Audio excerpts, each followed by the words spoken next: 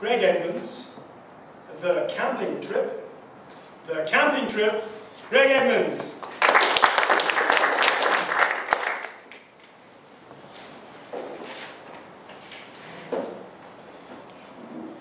We piled out of the car onto the side of the road, our packs and our gear spread around us in an unorganised mess.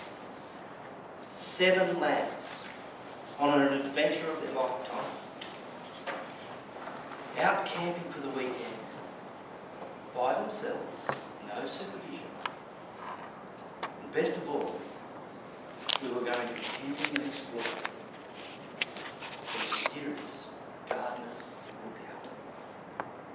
Now, Gardener's Lookout, I'm sure you've all heard of it. It's famous because that's where the infamous bushranger Frank Gardner used to hide out back in the 1800s. But what makes it mysterious is that it's made of these huge, just immense, gigantic granite boulders. And they're all piled on top of one another, on top of the 150 metre high hill in the Bethunga Ranges. We were standing on the side of the road looking up at this magnificent edifice of granite boulders. "Let's get going," says Peter. Right, he's the assumed leader, of course. Captain of the cricket team, top dog at school. Of course he's going to tell us what to do. So we all pick up our gear. A couple of us grabbed the esky. We were off to survive for 2 days in the wilderness with nothing more than our wits and the skills that we'd learnt at scouting. So as I said, we grabbed our bags, we grabbed our sleeping bags and our packs, we grabbed the esky, and Hef and Brian grabbed the hay bale. Well, you don't think I'm going to sleep on the rocks, do you? Right? You want some hay to put under your sleeping bag? Everybody does that in the country, for goodness sake. So off we tramped through the bush and the scrub, dragging our gear and our packs on our backs and our gear behind us. The couple of guys dragging the hay bale up the hill, 150 metres. And an hour later, we're pulling off pieces of clothes, getting hot, but we reached the summit. And what an amazing place that summit was. Just imagine this pile of rocks stacked one on top of the other. You know, huge, great granite boulders. They looked as if they'd been dropped there out of a giant's wheelbarrow. It was an amazing sight. But let's get on to the rest of the day. We moved around to the north face and set up our camp underneath the iconic Lookout Rock, the biggest rock on the hill. We camped right underneath it. We spread out the hay, we set up the fire, we went and got some wood. By that time it was lunchtime, so while we're eating our sandwiches and drinking our cordial, we're planning the rest of the afternoon and our exploring of these fantastic rocks and caves. So off we set. Now, Shane, a member of the group, was quite a tall, lanky sort of guy for a 12-year-old.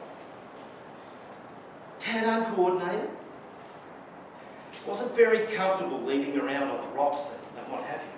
So we were exploring this huge, great expanse of rock, big rock face. It dipped quite steeply down the hill, and there was a ledge running across the bottom of it. So we were looking to get down there to explore the ledge. So we're all spread out trying to find a way down. But all of a sudden, stay! We all turned to look, and here's Shane. Stay! Stay! Panicking, scrambling to get back up the rock away from the snake.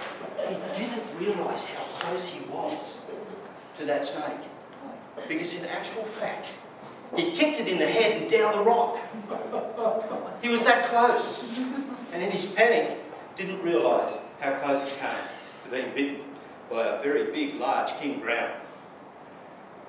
So we all gathered around him at the top of the rock and tried to calm down. Boy, everybody's heart was pounding. But in the meantime, Peter, our top dog, had found a cave. So we all wandered over with Peter to have a look at the cave, and here's a hole in the ground, drops down about 1.5 metres to a long, dark tunnel. Out with trusty torches, always prepared as a scout.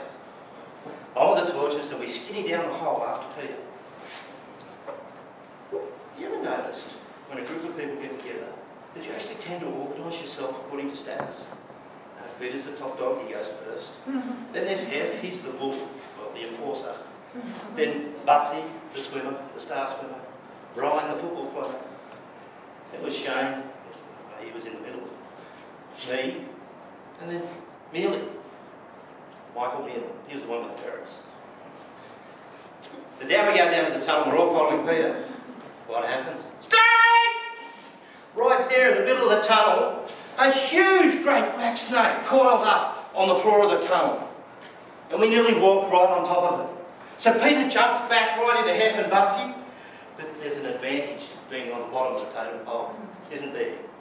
What happened? Well, Mealy and I turned and we bolted!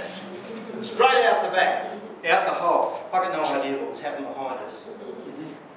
It could have been eaten for all I care. It was every kid for himself. So out we go. The rest of the afternoon was quite uneventful. We were quite circumspect about poking our noses into holes and caves.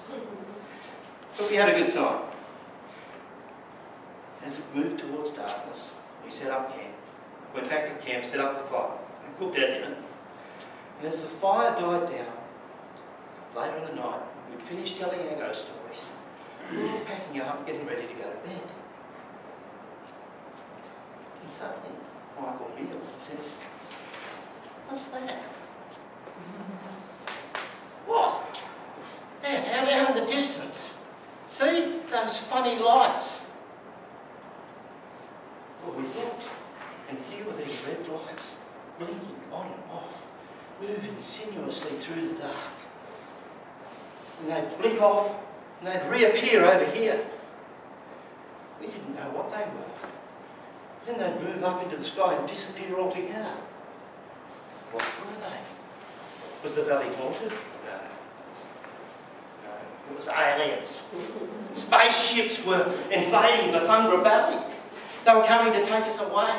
We sat there, terrified, watching these lights for hours, until eventually they all disappeared and didn't come back.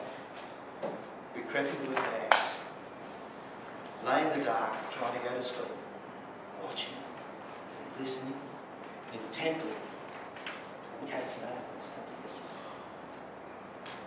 It wasn't until morning, when we looked out upon the valley, that we realised that there was a road, and they were the tail lights of cars disappearing up and over the hill.